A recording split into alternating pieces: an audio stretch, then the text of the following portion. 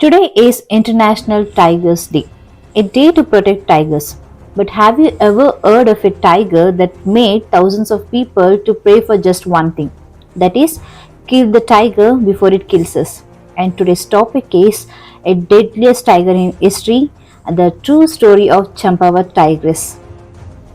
ಅದು 1890ರ ದಶಕದ ಕೊನೆಯ ವರ್ಷಗಳು. ನೇಪಾಳದ ಕಾಡುಗಳಲ್ಲಿ ಒಂದು ಹೆಣ್ಣು ಹುಲಿ ಮನುಷ್ಯರ ಮೇಲೆ ದಾಳಿ ಮಾಡಲು ಆರಂಭಿಸಿತು. ನಂತರ ಅದು ಇಂದಿನ ಉತ್ತರಾಖಂಡದ ಚಂಪಾವತ್ ಪ್ರದೇಶಕ್ಕೆ ಬಂತು. ಹಗಲಲ್ಲಿ ಊರುಗಳಿಗೆ ನುಗ್ಗಿ ಜನರ ಮೇಲೆ ದಾಳಿ ಮಾಡುತ್ತಿತ್ತು.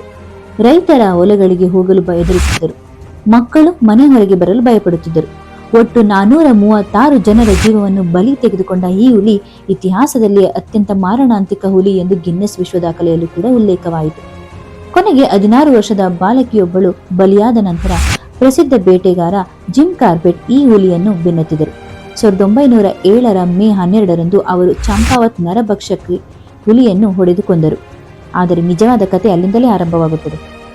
ಹುಲಿಯ ದೇಹವನ್ನು ಪರೀಕ್ಷಿಸಿದಾಗ ಅದರ ಬಲಭಾಗದ ಮೇಲಿನ ಮತ್ತು ಕೆಳಗಿನ ಕೋರೆ ಹಲ್ಲುಗಳು ಅಂದರೆ ಕೆನೈನ್ಸ್ ಹಳೆಯ ಗುಂಡಿನ ಗಾಯದಿಂದ ಮುರಿದಿರುವುದು ತಿಳಿಯುತ್ತದೆ.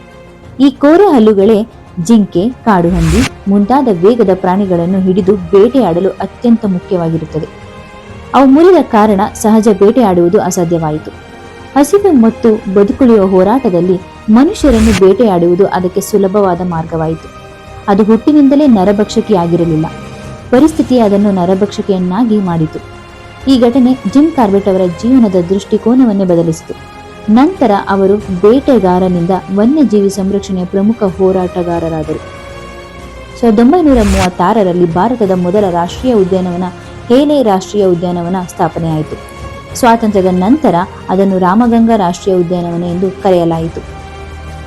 ನಂತರ 1957ರಲ್ಲಿ ಜಿಮ್ ಕಾರ್ಬೆಟ್ ಅವರ ಸೇವೆಯನ್ನು ಗೌರವಿಸಿ ಅದಕ್ಕೆ ಜಿಮ್ ಕಾರ್ಬೆಟ್ ರಾಷ್ಟ್ರೀಯ ಉದ್ಯಾನವನ ಎಂದು ಮರುನಾಮಕರಣ ಮಾಡಲಾಯಿತು. ಈ ಕತೆ ನಮಗೆ ಒಂದು ದೊಡ್ಡ ಪಾಠವನ್ನು ಹೇಳುತ್ತದೆ. ಎಲ್ಲ ಹುಲಿಗಳು ಅಪಾಯಕಾರಿಗಳಲ್ಲ.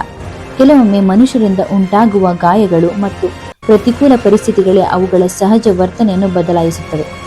ಈ ವಿಶ್ವ ಹುಲಿ ದಿನದಂದು ಕಾಡುಗಳನ್ನು ಕಾಪಾಡೋಣ, ವನ್ಯಜೀವಿಗಳ ನೈಸರ್ಗಿಕ ವಾಸಸ್ಥಳವನ್ನು ಗೌರವಿಸೋಣ.